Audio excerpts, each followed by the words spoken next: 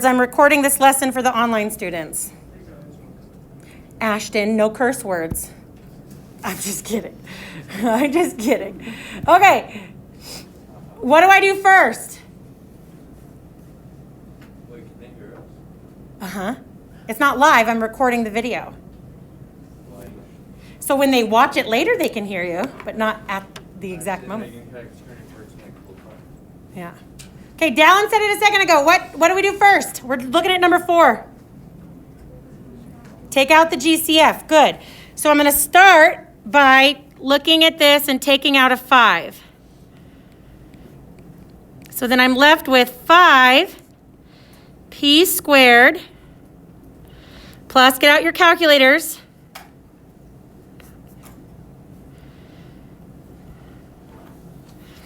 (75 over 5).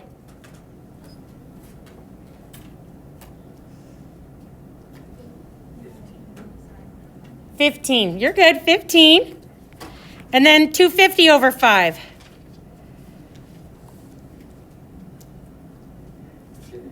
There you go. Now, when we do our box, okay, we know that we don't worry about the GCF till the end. We know that the p squared and the 50 automatically go in there, okay? I gave you guys each a work paper if you don't want to do cram the work on the one page. Now we need to set up our puzzle, okay? Hopefully this is starting to get easy for you guys because we did this all last unit and you reviewed it with the sub last time, right? Okay, so then I'm going to add to 75. Is that what I add to, 75?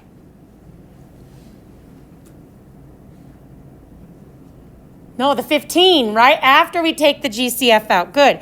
So I find two numbers that add to 15. And what do I want to multiply to, James? What do I want to multiply to? 50. Good. Okay, so I want you to work with your neighbors, and I'm just going to randomly call on someone for the two numbers here in a second. Work with your neighbors. I want the two numbers. What two numbers? Same two numbers. Add to 15, but multiply to 50. Okay? Okay, hold on. All right, how about Lucas? What are the two numbers? Huh? 10 and 5. Good.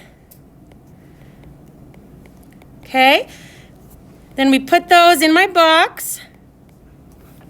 And we start pulling out our GCFs from each row and column.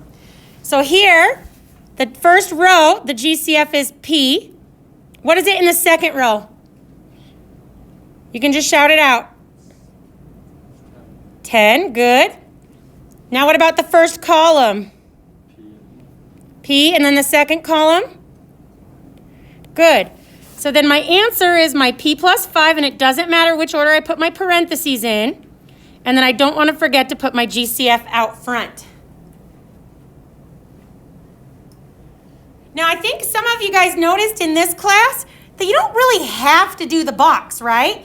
Because the numbers that are in the blanks are always here, right? Not always, but always for what you've done so far. The next thing that we're going to do is learn what happens when the blanks aren't necessarily the box. Okay? Does that make sense? Everybody good? Okay, let's do one more like this, and then we'll go on to the new thing. Okay? So on number 2, is there a GCF? No. So I can jump straight into the box. Again, you don't have to, but I'm going to do it on the board every time. Okay, for my puzzle, what am I adding to? Lydia, what am I adding to? Close, that's what I'm multiplying to. Good, that's what I'm going to multiply to. Okay, what do I add to, Brayden? Good, X. And what's the number in front of the X if I can't see it? A 1, good. So I need two numbers that add to 1, but multiply to negative 20. What do you think? Two numbers that add to 1, but multiply to negative 20. Oh, that's a good guess. Those don't add to 1, though. Those would add to 0. Okay.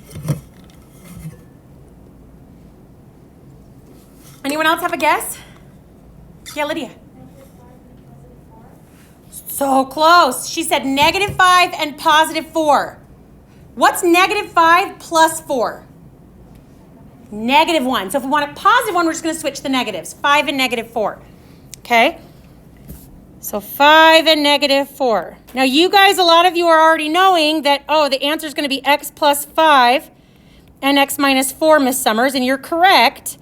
But I'm going to go ahead and finish out my box just for the practice. Okay? And then I pull my GCF out.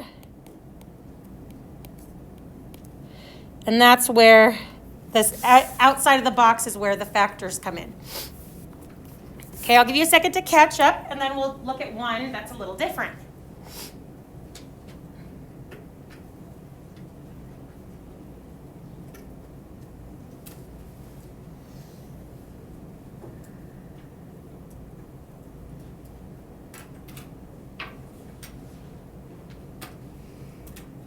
Okay, we always check GCF first. That's going to make like number 3. Those numbers are pretty big, so you always want to make sure you check your GCF first. Okay, but we're actually going to jump to number 6, all right? Notice on number 6 here,